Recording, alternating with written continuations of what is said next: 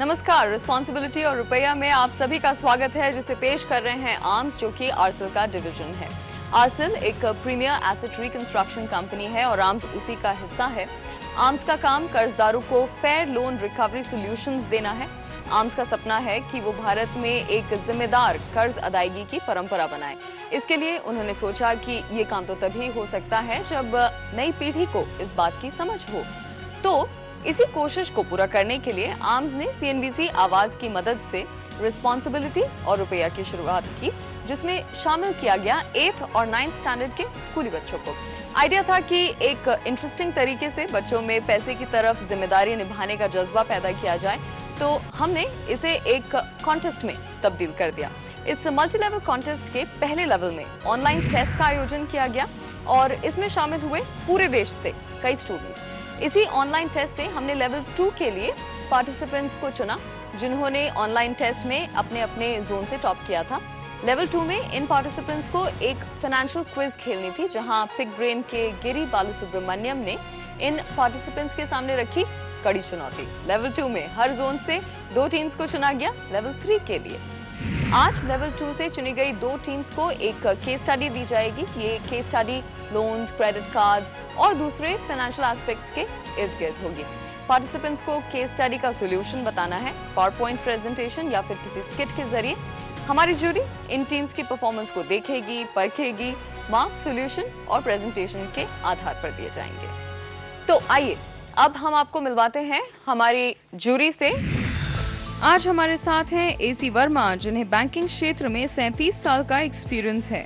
1972 में state bank of India को join किया और स्टेट बैंक ऑफ पटियाला के एमडी के तौर पर रिटायर हुए। हमारे दूसरे जज हैं संजय अग्रवाल, जो आरसेल के सीनियर वीपी और रिटेल स्ट्रैटेजी और ब्रांडिंग के ग्रुप हेड हैं। इससे पहले वो मुंबई में आईसीआईसीआई बैंक के साथ थे, जहां वो कंस्ट्रक्शन और प्रोफेशनल इक्विपमेंट लोन्स के बिजनेस हेड थे। एंड फाइनली गौरव मशरूवाला, जो कि जाने माने पर्सनल फाइनेंस एक्सपर्ट हैं। और अब आइए आपको मिलवाते हैं हमारे नॉर्थ जोन के पार्टिसिपेंट से। नॉर्थ जोन की टीम 1 है आश्रित वैद्य, रिया कुमार, सलोनी जैन और प्रस्तुत कुमार। साथ ही टीम 2 से ऋषभ अग्रवाल, शैफिला लदानी, सायन सिन्हा और ऋतिका ठक्कर। तो ये हैं हमारे नॉर्थ जोन की 2 टीम्स जो आज हमारे सामने पेश करेंगी रुपए की तरफ उनकी जिम्मेदारी। लेकिन उन्हें कौन सी समस्या सुलझानी है, आइए सबसे पहले उसे देखते हैं। मिस्टर ए 33 साल के हैं। ये एमबीए करने के बाद नई दिल्ली में एक मीडिया कंपनी में काम कर रहे हैं और हर 45,000 रुपए कमाते हैं। इनकी बीवी मिसेस बी ने ग्रेजुएशन किया है। वो दिल्ली के एक जाने माने पार्लर में काम कर रही हैं और हर महीने 35,000 रुपए कमाती हैं। मिसेस बी चाहती थी कि mister A 2 bedroom hall kitchen यानी 2 BHK खरीद लें। दोनों को दिल्ली की एक अच्छी सोसाइटी हाईटेक पार्क में एक घर भी पसंद आया। इस घर को खरीदने के लिए अगर मिस्टर ए कर्ज लेते हैं तो उन्हें 15 लाख रुपए का डाउन पेमेंट देने के साथ हर महीने EMI के तौर पर 60,000 रुपए 20 साल तक देने होंगे। इस घर को खरीदने के बाद मिसेस बी को महसूस हुआ कि उनका पार्लर उनके नए घर से काफी दूर है। काफी मेहनत के बाद आखिरकार उन्हें पार्लर खोलने की जगह भी मिल गई, जिसके लिए उनको हर महीने 8,000 रुपए देने होंगे। इसके अलावा इंटीरियर के लिए 10 लाख रुपए की जरूरत थी। इसके लिए मिस्टर ए और मिसेस बी ने PQRS बैंक से 10 लाख के पर्सनल लोन के लिए अप्लाई किया। ये लोन उन्हें हर महीने की 35,000 रुपए की EMI पर 3 साल के लिए मिल रहा था। अब लोन लेने पर हर महीने पार्लर चलाने का कुल खर्च 53,000 रुपए होगा। ये सोचकर मिस्टर ए असमंजस में पड़ गए कि वो लोन का बोझ उठा पाएंगे कि नहीं, क्योंकि उनकी हर महीने की सैलरी 1,45,000 रुपए है और महीने का कुल खर्च 1,13,000 रुपए। लेकिन मिसेस बी को पूरी उम्मीद थी कि अगले 3 से 4 महीने में उनके पार्लर से हर महीने 30,000 रुपए तक का मुनाफा जरूर होगा। और आखिरकार मिस्टर ए ने अपने सपनों का घर नई दिल्ली की पॉश सोसाइटी में खरीद लिया और साथ में पार्लर भी किराए की जगह पर ले लिया। आज उन्हें ये दोनों लोन लिए हुए 2 साल हो गए हैं और उन्हें हर महीने पार्लर से 15,000 रुपए का घाटा हो रहा है। सभी खर्चे के बाद 32,000 रुपए की बजाय अब सिर्फ 17,000 रुपए हर महीने बचत के लिए बच रहे हैं, जो उनके रोजमर्रा के खर्चे के लिए काफी कम है। और इसी जरूरत को पूरा करने के लिए दोनों ने अपने रिश्तेदारों और दोस्तों से भी 8 लाख रुपए तक का और कर्ज लिया है। इन सब परेशानियों के बाद अब वो अपनी प्रॉपर्टी का सौदा भी नहीं कर सकते, क्योंकि प्रॉपर्टी के दाम पिछले 2 साल में 20% तक गिर चुके हैं। अब सवाल ये उठता है कि क्या आर्थिक, वित्तीय या फाइनेंस के मामले में थोड़ी बहुत पढ़ाई लिखाई होनी चाहिए? अगर हाँ तो क्यों? अगर नहीं तो क्यों? क्या मिस्टर ए और मिसेस बी का फैसला गलत था? अगर हाँ तो कब और क्यों? और नहीं तो भी क्यों? अब मिस्टर ए को क्या करना चाहिए? अब इस पर पता है। दोनों टीम्स ने ए भी अच्छे से देख लिया है। सो अब मैं फ्लोर पे दोनों कैप्टन्स को बुलाना चाहूंगी।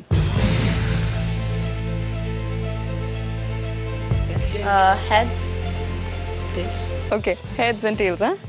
Oh, it is heads. So, you get it, huh? Ria. Okay, Ria. So, आप पहले present करना चाहेंगे या फिर would you want to give them a chance to present first? हम पहले present करना चाहेंगे। आप पहले present करना चाहेंगे। Okay, then you go ahead.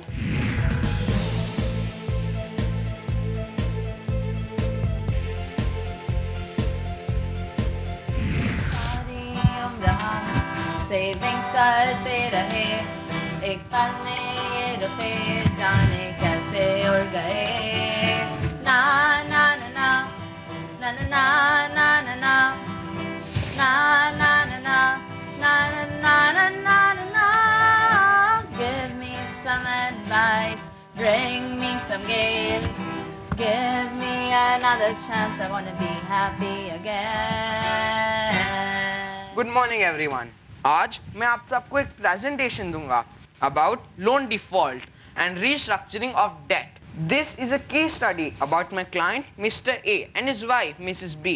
जैसा कि आप देख सकते हैं Mr. A की टोटल मंथली इनकम 1,80,000 है और उनका टोटल मंथली एक्सपेंडिचर 32,000 रुपए है।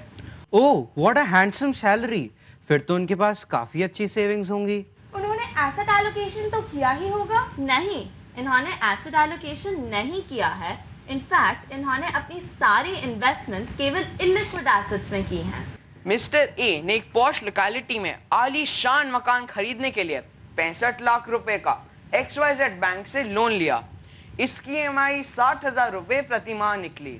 उसके बाद उन्होंने अपने ब्यूटी पार्लर को रेनोवेट करवा PQRS बैंक से 10 लाख रुपए का लोन लिया, जिसको 3 साल में 35,000 रुपए की EMI पर चुकाना था। इस अंतराल के बीच में मिसेस बी ने अपनी जॉब भी छोड़ दी, जिसके कारण उनकी टोटल फैमिली इनकम 1,80,000 से गिरकर 1,45,000 ही रह गई।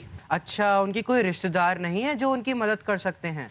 अरे उन्होंने तो अपने रिश्तेदारों से भी 8 लाख रुपए का लोन लिया, क्योंकि मिसेस बी को हर महीने अपने ब्यूटी पार्लर में लाभ की जगह 15,000 रुपए की हानि हो रही थी। So what is the solution for a young dinks? हमारे पास काफ़ी सुझाव है। पहला सुझाव ये है कि वो अपने 2 बेडरूम के अपार्टमेंट को किराए पर दे दें और किसी और छोटे 1 बेडरूम के अपार्टमेंट को किराए पर ले लें। इससे उन्हें 50 से 60,000 तक की रेंटल इनकम तो मिल ही जाएगी, जिससे उनकी PDI भी बढ़ जाएगी। I also suggest that Mr. A should look for the option of taking a zero interest loan from his office in order to wind up the personal loan. Also, if that option doesn't exist, he can use his wife's gold as a collateral to reduce the interest rate and therefore the EMI of the personal loan.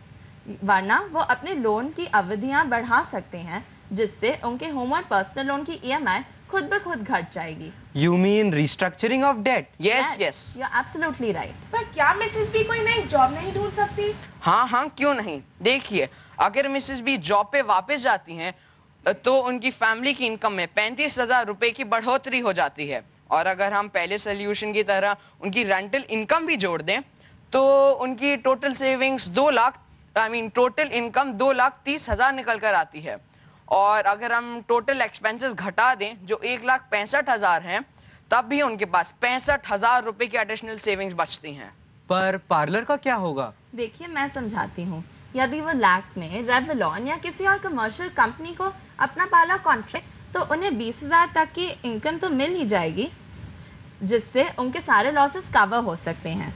इसलिए तो parlour एक non performing asset से performing asset में परिवर्तित हो जाएगा। और अब उनकी टोटल फैमिली सेविंग्स 95,000 रुपए प्रति महीना हो गए हैं। वाओ! मैं तो कहता हूँ वह इस 95,000 से अपने रिश्तेदारों के कर्ज धीरे धीरे चुकाना शुरू कर सकते हैं। 70,000 की सेविंग्स में से अब आप उन्हें एसेट एलोकेशन के गुरु मंत्र भी सिखा ही देना। I think for this particular couple, the ideal asset allocation should be 30% in liquid cash, another 30% in balanced mutual funds, while the rest 40% should go to fixed income earning assets. आइए सब मिलकर विचार करें, अपनी सूझबूझ व होशियारी से जीवन का उद्धार करें। रुपया मैनेज करने के लिए चाहिए रिस्पॉन्सिबिलिटी, साथ ही साथ नॉलेज, डिसिप्लिन और ability. Very nice. Riya and team, आपकी प्रेजेंटेशन पर अब हमारी जूरी कुछ सवाल पूछना चाहेगी, so you'd have to answer that. आपने काफ़ी सारे टेक्निकल टर्म्स यूज़ किए, asset allocation, non performing assets, balance. What is balance fund?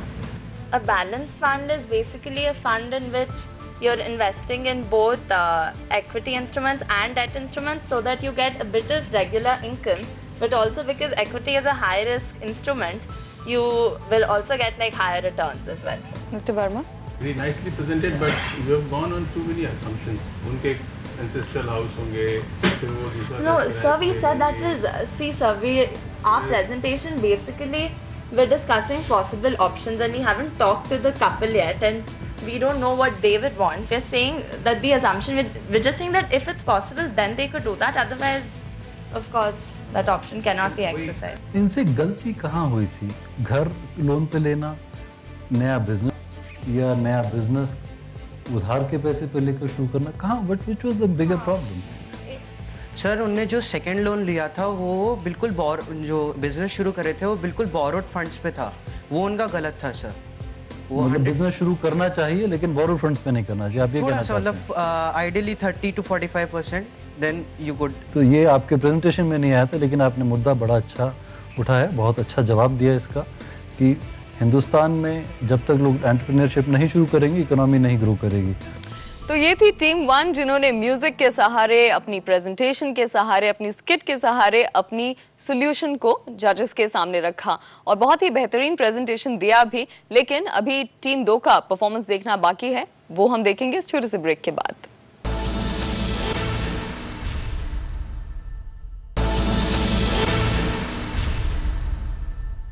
दोबारा आपका स्वागत है। आप देख रहे हैं रिस्पॉन्सिबिलिटी और रुपया। ब्रेक से पहले हमने टीम 1 का परफॉर्मेंस देखा और अब बारी है टीम 2 की। वो भी इस केस स्टडी के लिए अपना सॉल्यूशन प्रेजेंट करेंगे। तो आइए वेलकम करते हैं टीम 2 का।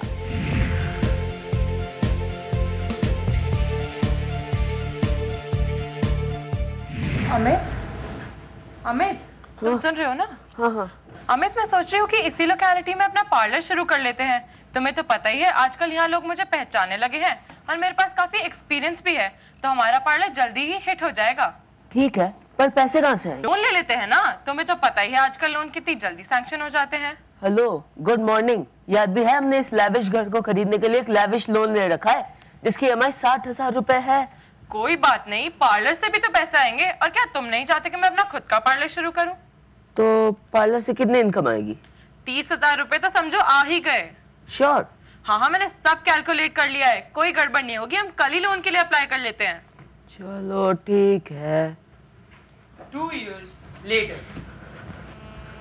ऋतु, मुझे तो बड़ी चिंता हो रही है, अब क्या होगा? आज भी कोई कस्टमर नहीं आया, ऐसा कब तक चलेगा? मैं यहाँ पार्लर में हर महीने लॉसेस इनकर कर रही हूँ, क्या होगा? तुम भैया या पापा से कुछ पैसे उधार ले लो। वो भी हम कर चुके हैं, हम सारे रिश्तेदारों से मिलाकर 8 लाख रुपए का उधार ले चुके हैं अभी तक में। क्या बातें चल रही है?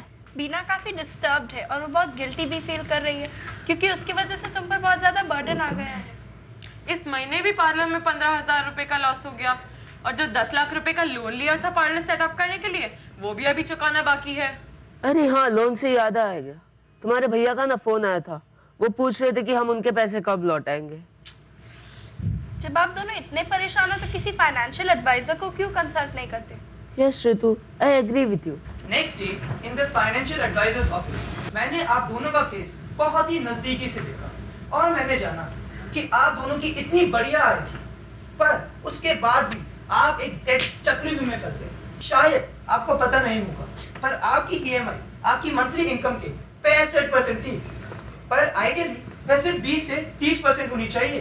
क्या फाइनेंशियल अवेयरनेस इतनी जरूरी होती है? जी बिल्कुल, फाइनेंशियल अवेयरनेस ही तो है जिससे अपने फ्यूचर फाइनेंशियल गोल्स आसानी से मीट कर सकते हैं और आप ये जान सकते हैं कि आपको कितना और कब निवेश करना है अपनी आय और उम्र को देखते हुए। तो आप हमें क्या बता सकते गलती कहाँ हुई जो हमें इतनी बड़ी प्रॉब्लम को फेस करना पड़ा? हाँ, मैं बताता हूँ। आप ये टेबल देखिए, ये वह इनकम एक्सपेंडिचर स्टेटमेंट है जब आपने कोई भी लोन नहीं लिया था, जहाँ आप दोनों की टोटल इनकम 1,80,000 थी और आप दोनों का लेफ्ट ओवर अमाउंट भी 1,80,000 था। इससे आप आराम से अपनी मंथली एक्सपेंसेस और सेविंग्स मीट कर पा रहे थे। फिर आपने सोचा क्यों ना एक एक्सपेंसिव घर खरीदा जाए उसका लोन अमाउंट भी आपको 65 लाख का लेना पड़ा और उसकी EMI भी बहुत ज्यादा थी, वह थी 60,000। पर इससे आपकी लेफ्ट ओवर की जो अमाउंट है उस पर असर पड़ा और वह घटकर 1,20,000 रह गई।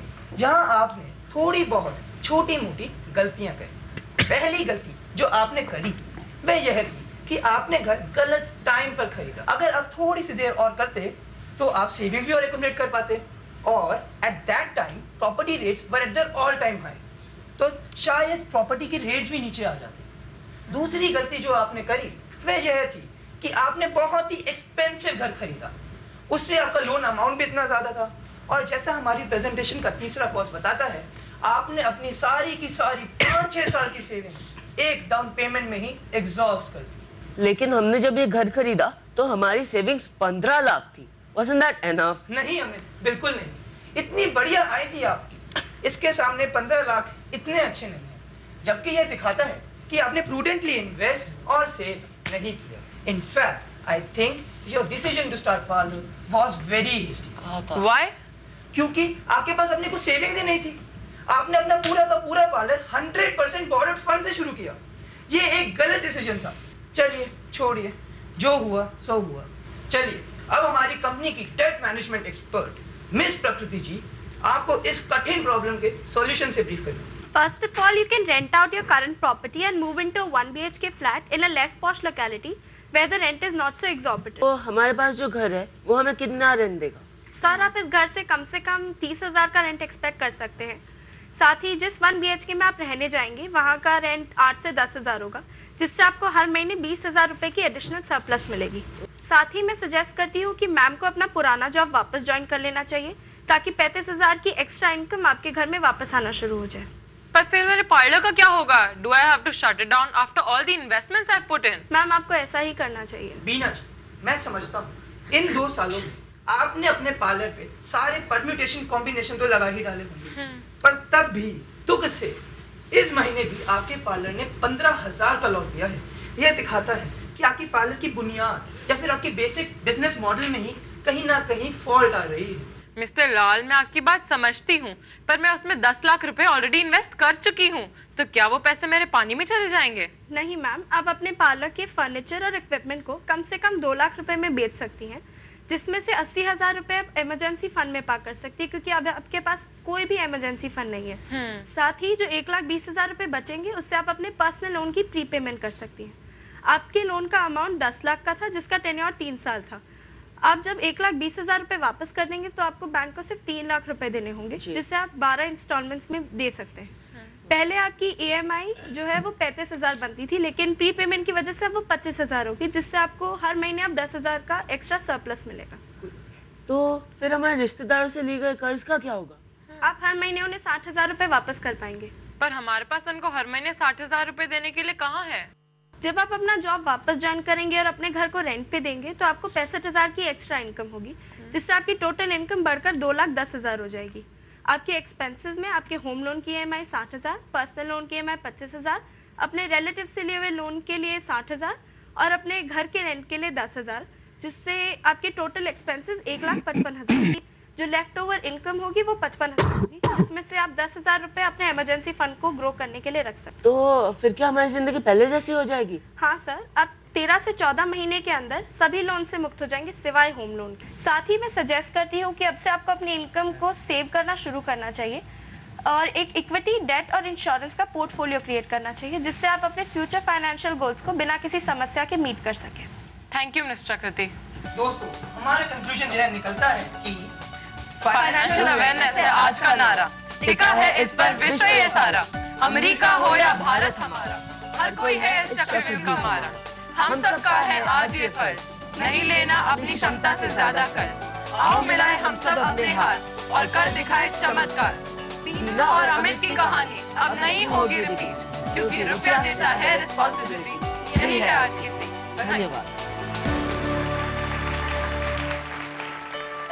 आपके क्लाइंट्स इतने परेशान नहीं थे जितने आप उनके लिए परेशान हो रहे थे। इतना इमोशन फाइनेंशियल प्लानर का। हाँ गौरव, आप भी इतने परेशान होते अपने क्लाइंट्स के लिए कि आप उनको एकदम देखकर हतप्रभ और दुखी और एकदम। अगर इमोशनल हो गया तो क्लाइंट और टेंस हो जाता है।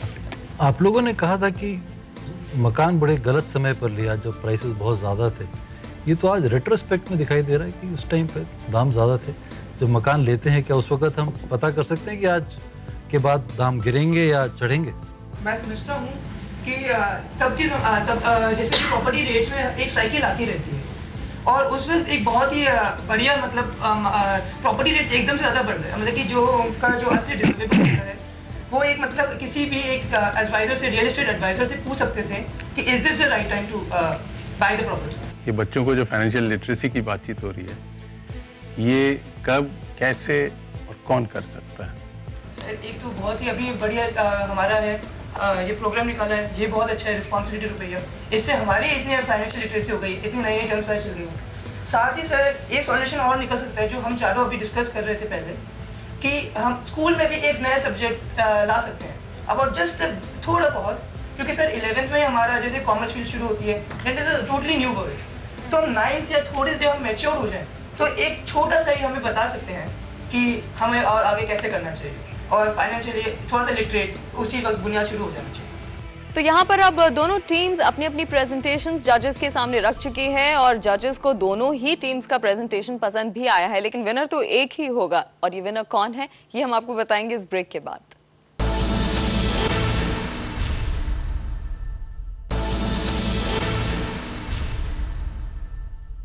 दोबारा आपका स्वागत है। आप देख रहे हैं रिस्पॉन्सिबिलिटी और रुपया, और आज लेवल 3 के लिए जिन दो टीम्स का नॉर्दर्न जोन से मुकाबला हो रहा है उनके लिए वो घड़ी आ गई है जब विनर का अनाउंसमेंट होना है, और विनर को जानने के लिए आइए चलते हैं मिस्टर एसी वर्मा के पास। दोनों के वही घर छोड़ के दूसरे घर में जाओ, फिर पार्लर को बंद करके किसी को दे दो या बंद कर दो, बेच दो, जॉब ले लो, start living within means, more or less both teams were giving the same solutions. लेकिन टीम 2 के जो फाइनेंशियल एडवाइज़र थे वो बड़े एग्रेसिव, बड़े इमोशनल, बहुत इंटरेस्ट लेके काम कर रहे थे। टीम 1 का भी बहुत अच्छा प्रेजेंटेशन था। थिंकिंग प्रोसेस दोनों की थोड़ी थोड़ी डिफरेंट थी। एक की थिंकिंग बड़ी स्ट्रेट, क्लियर और मैथमेटिकली समझाया गया था। पार्टिसिपेशन सबके ठीक थे। अप्रोच भी हम देखते हैं कि किसकी प्रैक्टिकल अप्रोच है, किसकी हो सकती है, नहीं हो सकती है। इन सब देखने के बाद जो हम लोग 3 लोग यहाँ बैठे हुए हैं, उनके विचार में टीम 2 ने डेफिनेटली अच्छा प्रदर्शन किया, तो हम उनको आज का विजेता घोषित करते हैं।